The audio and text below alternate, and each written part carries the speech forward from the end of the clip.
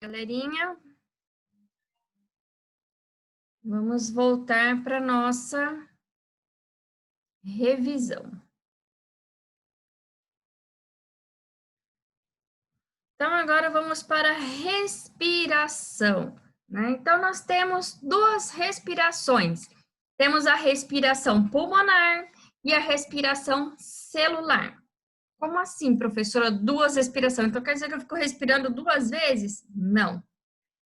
A respiração pulmonar acontece quando eu inspiro e expiro.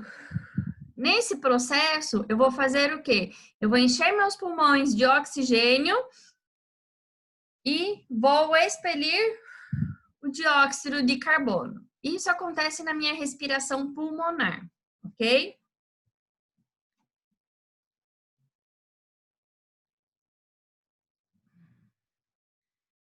Na minha respiração celular, o que é que vai acontecer?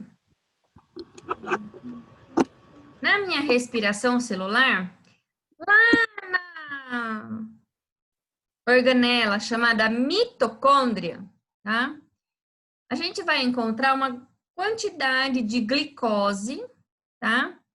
E lá, aquele oxigênio que nós recebemos através do pulmão, esse oxigênio que entrou, ele vai ser levado até a minha célula e lá na mitocôndria, esse oxigênio vai se combinar aqui com a glicose, tá? Fazendo com que ocorra uma reação química que vai liberar energia para eu me movimentar, vai liberar dióxido de carbono e água, tá? Então, olha só. Isso aqui, como ele acontece dentro da célula, nós chamamos de respiração celular, tá bom? Isso vai cair na prova? Provavelmente vai ter alguma pergunta falando desses dois tipos de respiração. E provavelmente vai ter alguma pergunta perguntando do tipo qual tipo de respiração acontece na mitocôndria, ou onde acontece a respiração celular, onde acontece a respiração pulmonar, tá bom? Quais são os órgãos aí do sistema respiratório? Você fala, professora, a boca está aqui de novo? Sim, a boca está aqui, só que a boca faz parte do sistema digestório, tá? Acima da boca aqui o nariz, ó, essa parte aqui, que a gente chama de cavidade nasal, isso faz parte do sistema respiratório. Então, aqui no nariz, nós temos o quê? Nós temos um monte de pelinhos e nós temos muco, tá? Esse muco e esses pelinhos, eles vão filtrar e vão aquecer o ar aqui nessa cavidade, para quando ele chegar aqui no pulmão, ele está mais quentinho e mais úmido. Então, fica mais fácil ocorrer a troca gasosa, né? Do oxigênio para o CO2. Como assim do oxigênio para o CO2? Sim, o oxigênio que entra e o CO2 que vai sair. Por isso se chama troca gasosa, é uma troca de gases, ok? Descendo, a gente vai ter aqui, ó, a região que compreende aqui, ó, a faringe, né, onde tem a epiglote, e a laringe, que é o início aqui, né, da traqueia, ok? Nessa região, né, da garganta aqui, ó, onde passa o ar, nós temos também umas estruturas que nós chamamos de pregas vocais, tá? Então, quando o ar passa por ela, elas vibram emitindo som. Se eu tiver algum problema e eu fizer uma cirurgia, por exemplo, e eu retirar as cordas vocais, eu posso gritar, gritar, gritar que ninguém vai me escutar. Por quê? Porque se eu tirar as pregas vocais, não vai ter pregas para fazer o som, então não vai ter barulho, ok? Em alguns animais, principalmente animais de apartamento, eu acho isso uma maldade, né? Mas acontece. Para o cachorro que late demais, às vezes os donos levam para o veterinário, fazem uma cirurgia nessa região das pregas vocais, né? O que faz com que o cachorro, ele vai latir, mas ele vai latir baixinho. Em vez de ele latir, au, au, au, au, ele vai latir bem baixinho, né? Então, as pessoas não vão ouvir. Eu acho que a gente não tem que mexer no bichinho, né? Mas, enfim, algumas pessoas acham que é importante e tudo mais. A epiglote eu já falei, que é a tampinha, né, que vai impedir que o alimento entre na traqueia, que passe só o ar. Então, quando eu faço assim, ó, quando eu inspiro, a epiglote abre, porque vai passar o ar entrando. Quando eu inspiro, ela abre para, quer dizer, quando eu expiro, ela abre também para a saída do ar. Então, ela abre quando entra. Então, ó, ela entrou.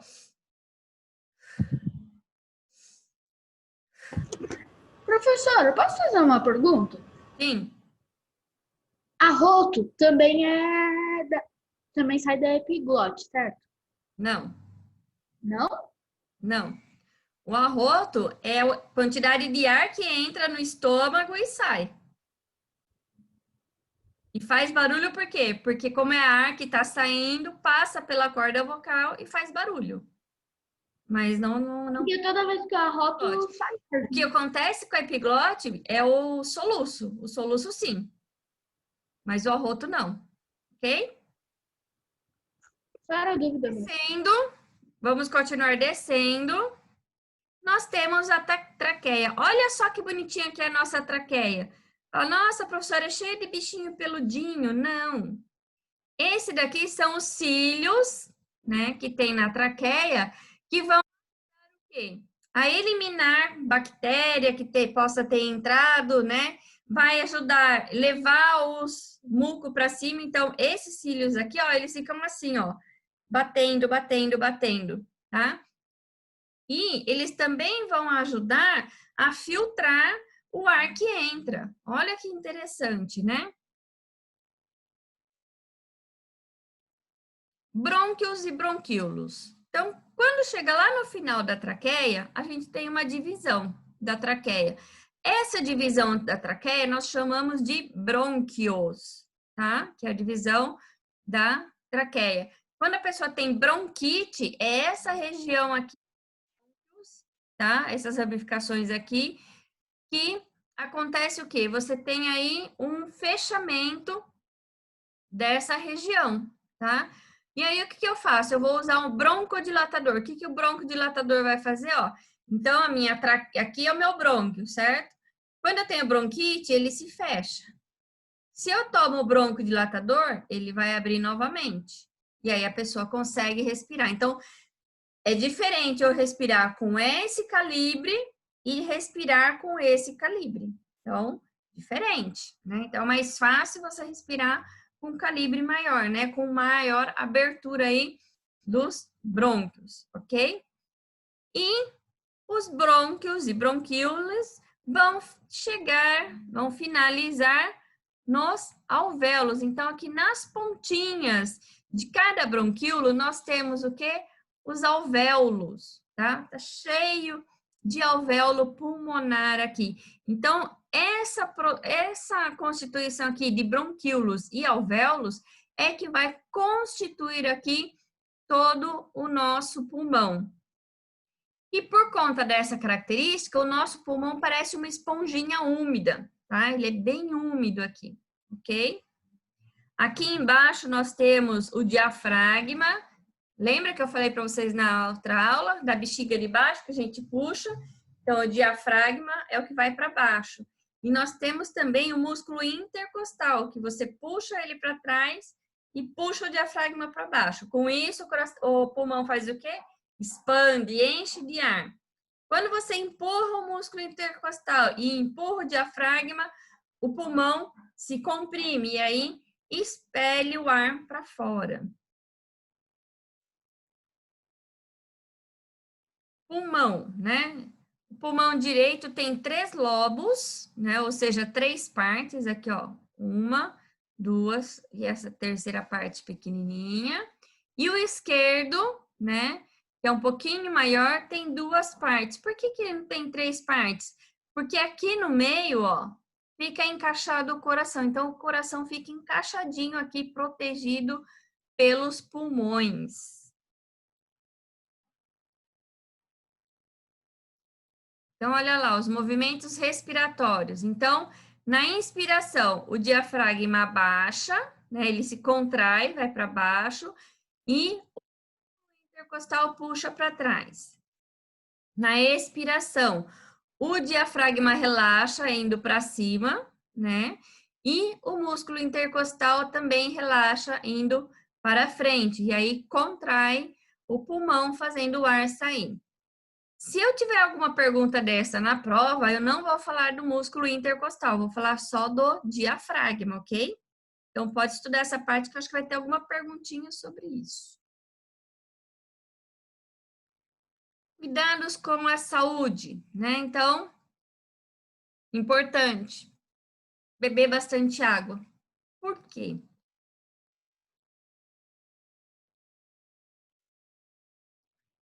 Eu vou lubrificar a minha faringe, minha laringe, minhas cordas vocais. Vou fazer com que tenha mais água no meu corpo para manter o pulmão úmido, né? Além de ser benéfico para os rins, né?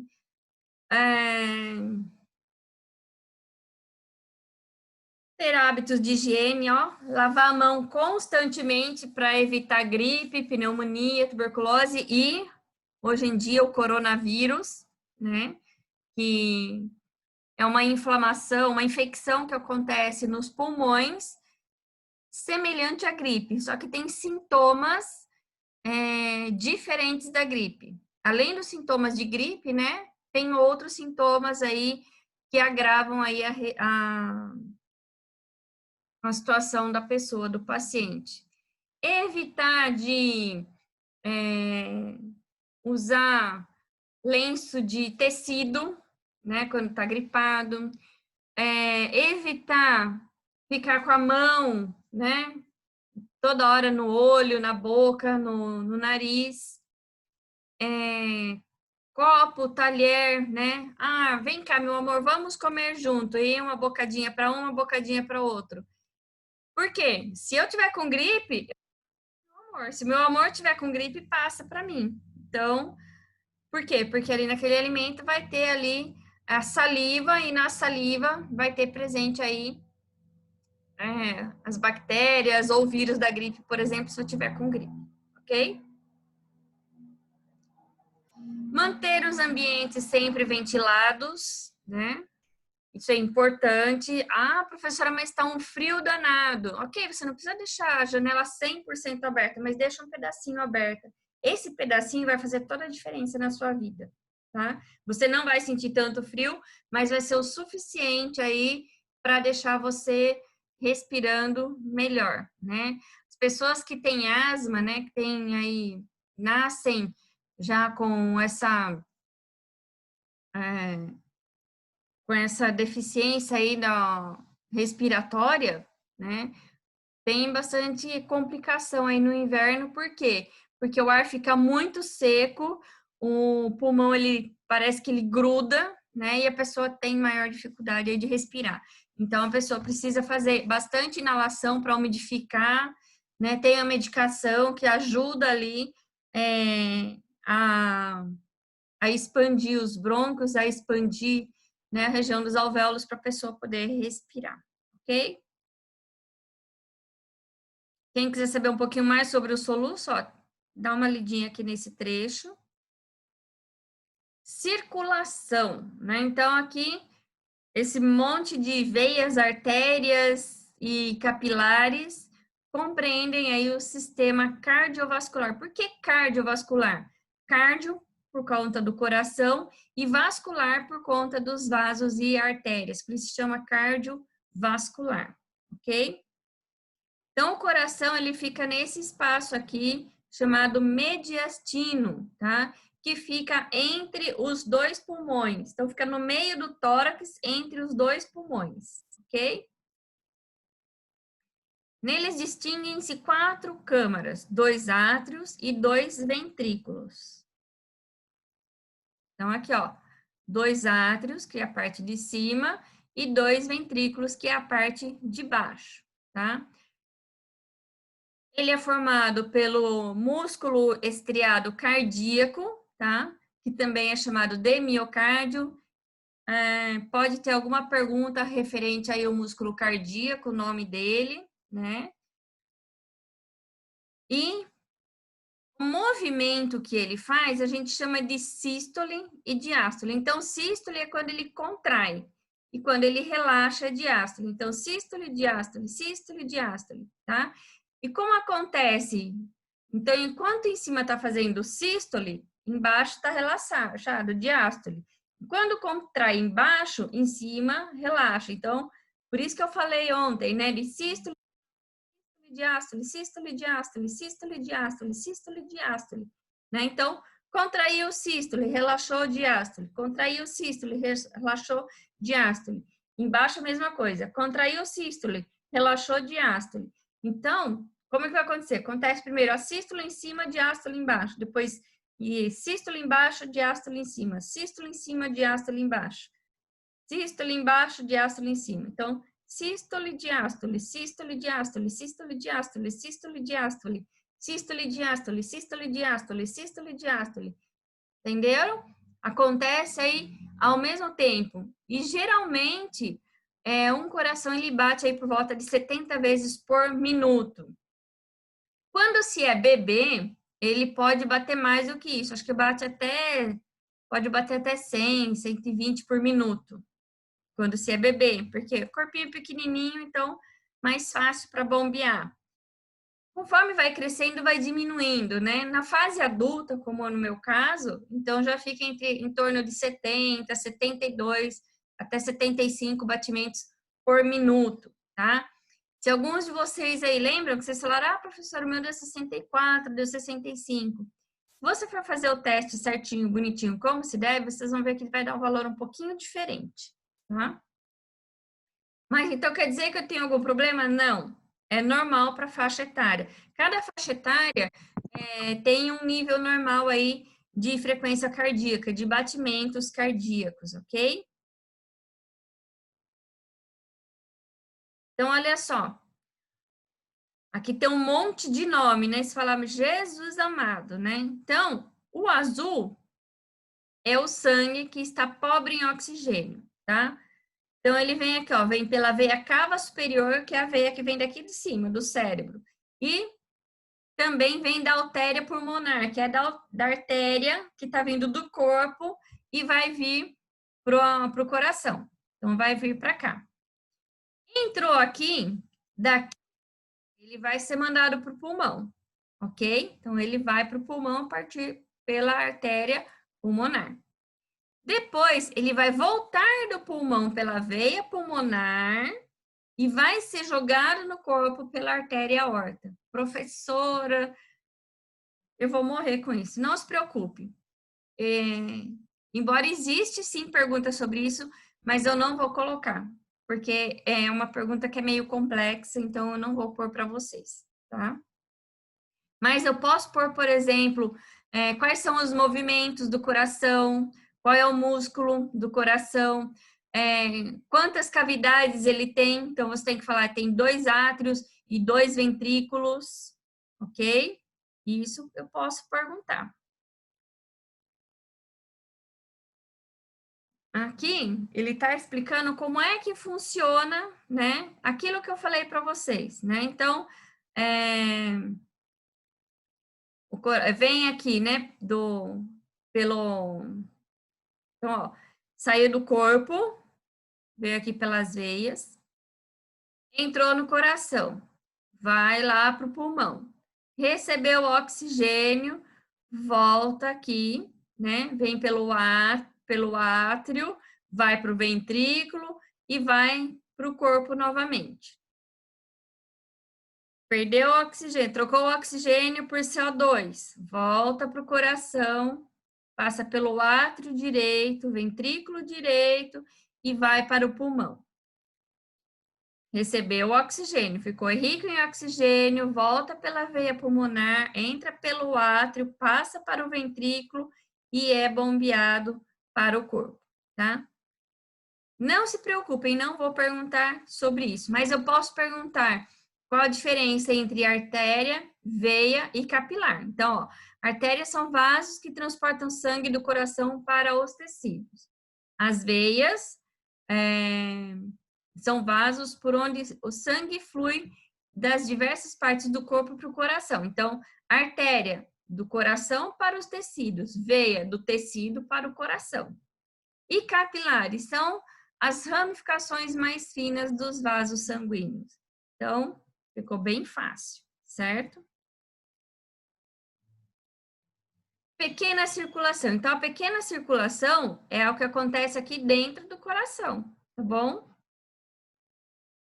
E a grande circulação é quando o sangue ele circula pelo corpo até voltar para o pulmão. Então, talvez... Não vou perguntar isso daqui, não. Deixa para lá, tá? Muita coisa. Pressão arterial máxima e pressão arterial mínima, né?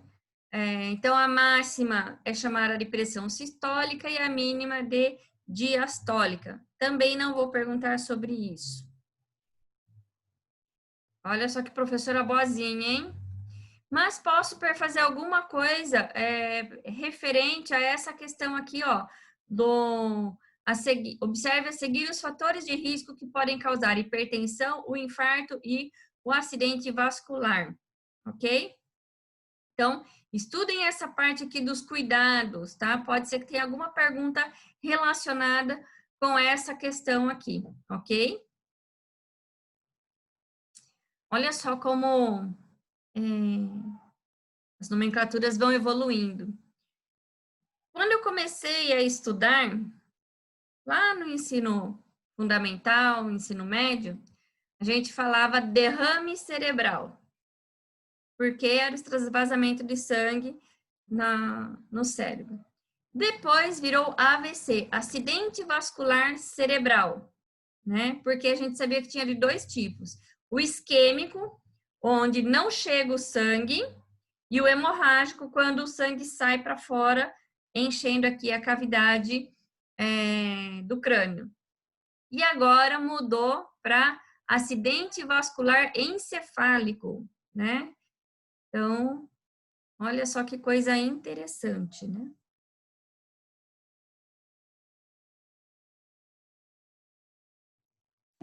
Ô, Pro, tem uma série que fala todos esses nomes, né? Uhum. Riverdale, uma série de médicos, Grey's Anatomy. Ah, que bom. E por último, né, o que a gente já viu hoje, sistema excretor. Então, a gente tem aqui um par de rins. Essa esponjinha aqui em cima do rim não é uma esponjinha, é uma glândula, tá? Glândula suprarrenal, ok? Ela vai produzir aí alguns hormônios que vão fazer a gente aí vai controlar aí a produção de urina.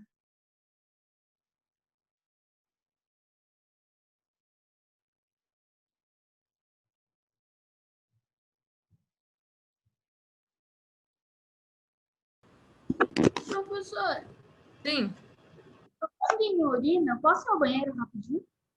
pode, já tô acabando já. Mas pode ir, sem problema. Então, aqui a gente tem os rins, um par de ureteres, a bexiga e a uretra.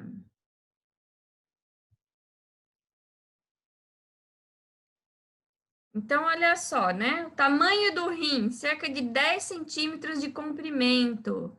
Então, 10 centímetros de comprimento. Então, ó, o rim, ele é aproximadamente desse tamanho aqui, né?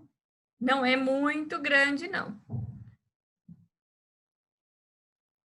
São responsáveis pela filtração do sangue, retenção dos resíduos e eliminação das substâncias tóxicas pela urina, né? Então, o ureter tem cerca de 20 centímetros Então, aqui, ó.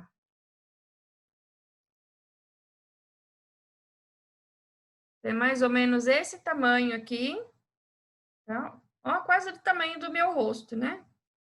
Um pouquinho maior. A bexiga, né? Vai caber aí entre 400 e 500 ml, né?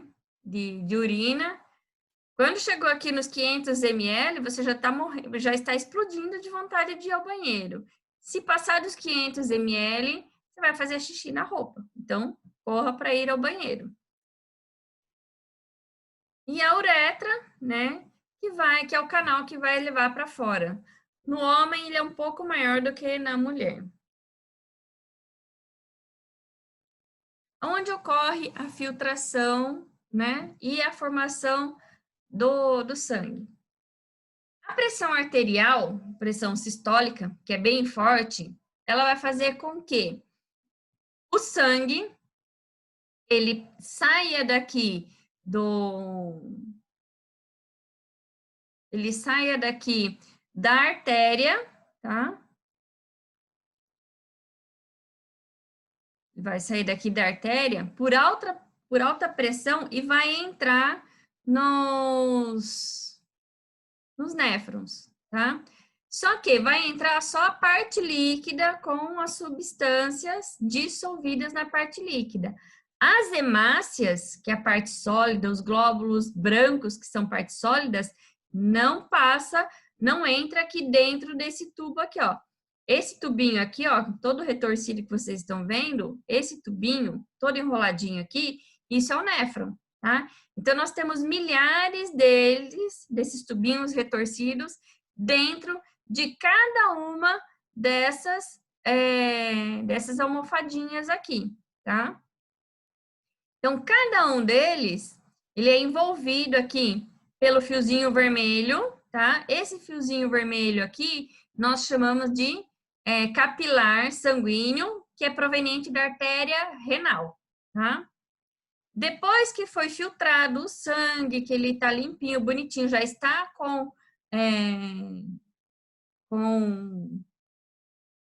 já foi filtrado e retirado as toxinas, essa parte que foi retirada as toxinas vai ser reabsorvida, ó, por esse caninho azul aqui, que é a artéria renal, que vai levar o fluxo, né, de sangue para o corpo, tá? De volta para o corpo. Tá, professor, isso é complicado. Eu sei que é complicado. Por isso, eu não vou perguntar nada referente a isso. O que eu posso perguntar é onde ocorre a filtração e formação da urina. Aí vocês vão falar no néfron, ok? Essa região aqui, ó, que eu falei para vocês, essa região a gente chama de pelve renal, tá? É aqui que vai ser recolhida a urina. Então, todas as gotículas de urina que é formada em cada uma dessas medulas aqui, tudo que vai sendo formado aqui, vai juntar aqui. E aí, juntou as gotinhas aqui, elas vão vir e escorrer pelo ureter, até chegar na bexiga, tá? Então, a composição da urina vai variar de acordo com a dieta do indivíduo e o seu estado nutricional, se ele está desnutrido ou não, se ele está com obesidade, a realização de atividades físicas, clima e temperatura do ambiente onde o indivíduo vive, isso também interfere, né? Porque em regiões frias ou muito calor, você vai ter quantidades de águas, de nutrientes diferentes. Atividades dos hormônios, né? A atividade dos rins e o estado de saúde do organismo. Então, os cuidados aí para a saúde. Beber bastante água, evitar suquinho em pó, né? Evitar alimentos que tenham muitos minerais, tá? Isso vai ajudar você a cuidar da sua saúde, né? O excesso de sal, também evitar, ok? E aí, quais são as infecções urinárias que a gente pode ter aí, né? Então, a gente pode ter algumas que são causadas pela presença de bactérias, de fungos. E aí, a gente pode ter aí, a mais comum é a cistite, quando você tem vontade de ir ao banheiro, né, de fazer xixi, mas que você sente muita dor na hora de fazer xixi. Então, é causada aí pela cistite, que é uma infecção bacteriana, por isso você tem que tomar antibiótico, tá? Se essa infecção bacteriana não for cuidada da maneira adequada, essas bactérias podem subir pelo ureter, alcançar os néfrons, causando aí a nefrite, tá? Se chegar nos rins, causa a nefrite, que é uma infecção nos néfrons, ok? Insuficiência renal, né? Quando o rim não está funcionando aí adequadamente por conta aí do acúmulo de substâncias tóxicas, né? Que pode levar a pessoa à morte. Aí, nesse caso, a pessoa tem que fazer o tratamento de hemodiálise. Então, o sangue vai sair daqui, vai vir para cá, vai passar pela máquina, vai sofrer todo o processo de filtração e entra na pessoa novamente. E isso demora, aqui ó, de 4 a 5 horas. Pensa você ficar de 4 a 5 horas deitado lá na mesinha, numa caminha, esperando o seu sangue ser filtrado. Porque não é um processo que pode acontecer rapidamente. Ele vai acontecer devagar conforme a batida do seu coração, tá? Então, um processo lento para fazer aí toda essa filtração. E pessoa que tem insuficiência renal tem que fazer uma dieta muito séria, né? Não pode comer nada de sal, tem que tomar cuidado com o que vai comer. Por exemplo, vou comer uma bolachinha água e sal. Não pode comer bolachinha água e sal. Pode comer bolachinha só água. Com sal não pode.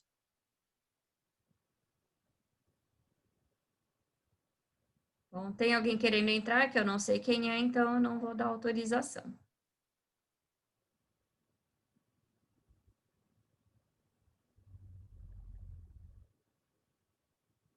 E, enfim, é só isso, tá? Se vocês quiserem para fazer, como a gente não fez todas as atividades, para estudar para a prova, vocês podem fazer as atividades que estão em branco da apostila, tá? E olha só aqui, de onde vêm as gordurinhas? Descubra como os alimentos que você ingere se transformam dentro do seu corpo. Esse é um texto aqui que eu acho bacana para vocês lerem, né? Vocês têm alguma dúvida? Querem perguntar alguma coisa?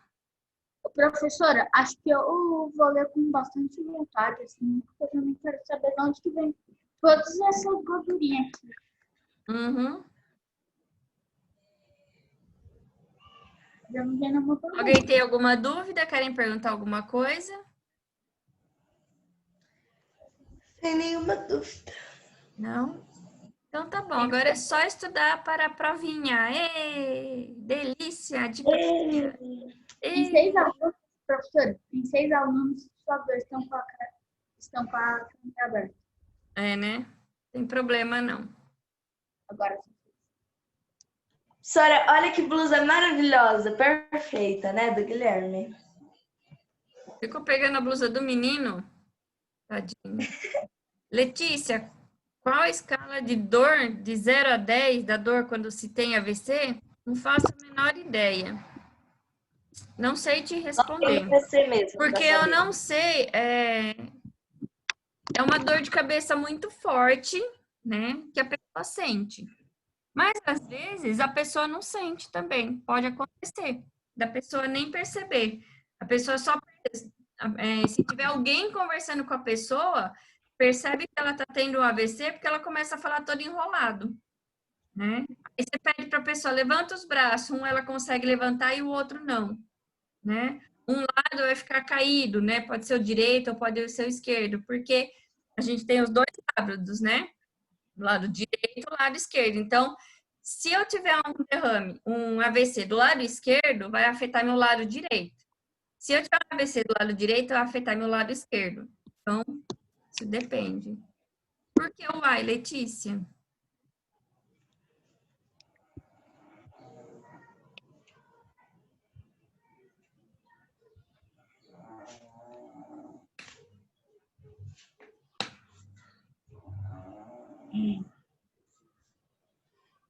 Exatamente. Por quê? O lado esquerdo do seu cérebro comanda o seu lado direito. E o lado direito comanda o lado esquerdo. Não é legal isso?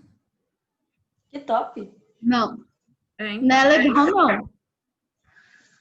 E aí a gente tem que, quando você quer fazer as coisas com o lado esquerdo e você tem dificuldade, é porque você não trabalha adequadamente o lado direito. Se você começar a estimular, você vai conseguir fazer com os dois lados. Tem pessoas que conseguem escrever com o lado direito e com o lado esquerdo. O meu pai, ele consegue, e ele é canhoto, ele nasceu canhoto, e ele consegue dos dois. Professora, quando eu tinha 5 ou 4 anos, eu sabia escrever com as duas mãos, do mesmo jeito. Só que eu acabei esquecendo. É porque Destra, você só parou de consigo- treinar. Se você voltar a treinar, você consegue novamente. Meus É que amores, quando eu era pequena, eu não sabia direito e esquerdo. Então, de vez em quando, eu escrevo com a eu esquerda. vou finalizar.